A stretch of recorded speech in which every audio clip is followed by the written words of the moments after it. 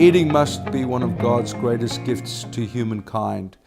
Its color, its flavor, its textures, its adventure, its beauty, its mystery. We all know what we like, we know what we don't like. It affects every one of us. And it's no surprise that a church can have food as one of the central components in its togetherness.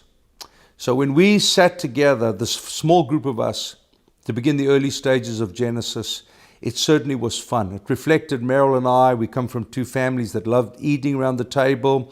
We loved table food, even with our family, the five of us sitting together, talking, telling stories, having low moments together, crying together, praying together, was just part of our family's journey. And so it just seemed obvious that we wanted to build a community that was anchored around the same ideas. Initially it was just fun, but then we began to see, wow, there's greater depth to it. I began to realize that many of the young people who were finding their way to our door did not have the privilege of families that ate around the table. The families were either fractured or spent time running around between practices, soccer practices, ballet, whatever the case may be. And so the dining room table was replaced by McDonald's on the fly.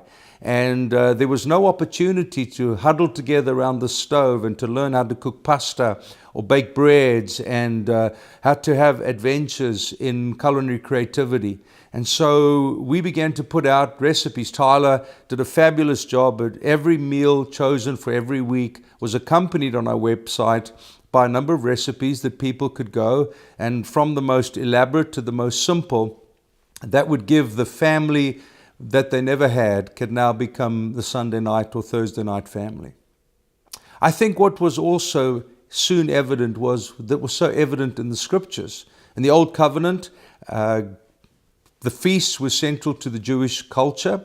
The moments to remember what God has done, remember we've been, remember what has happened to us, were all celebrated together as a combined nation. Jesus himself, one theologian said, every miracle he did was on the way to a meal, at a meal, or on the way from a meal. The early church lived together. They ate together.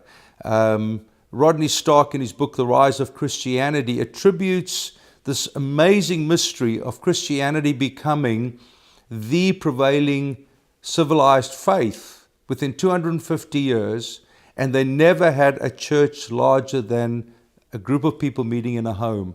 The table glued them together. Eating together glued them together in a remarkable way. And Jesus, of course, gave us the great breaking of bread ceremony, which all theologians agree in the scripture was not a wafer and a sip of grape juice. It was a meal where a father would get up, he would break a freshly cooked loaf, and they would declare the wonder of his brokenness so that we may be made whole, his blood that we may be cleansed. And that was celebrated throughout the scriptures as the norm. In fact, remember in Corinthians where Paul said, you're eating too much, or the rich are eating their own food and forgetting about the poor, or they're getting drunk on wine. He doesn't say we must stop doing this. He says stop getting drunk, stop creating separateness, but keep eating together. I think what we then stumbled onto was that this was actually a moment to break consumerism.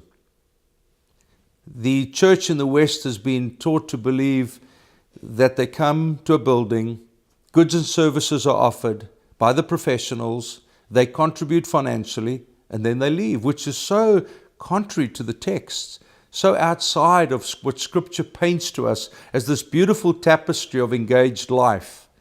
Rather, we found, by everyone bringing something, we could break that consumer mindset. It's taken some teaching. We've had to let those who are poorer or students, and they're not always the same, realize that they can bring something simple, something that might not be as elegant as the wealthy can, but they're essential to the feeding of the whole community. Before we sing a song, preach a prayer, we are able to enjoy eating together, and everyone has brought something. And then lastly, I think what was most surprising for me was when one of our leaders came to me and she said, I sat at the table, looking around the table and realizing all but one of the girls had an eating disorder.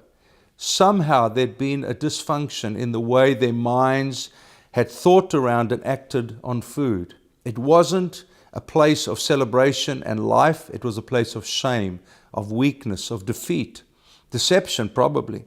And what we found is that the dining room table has not only created community, which is beautiful. It's not only been a moment to celebrate Christ's death and resurrection.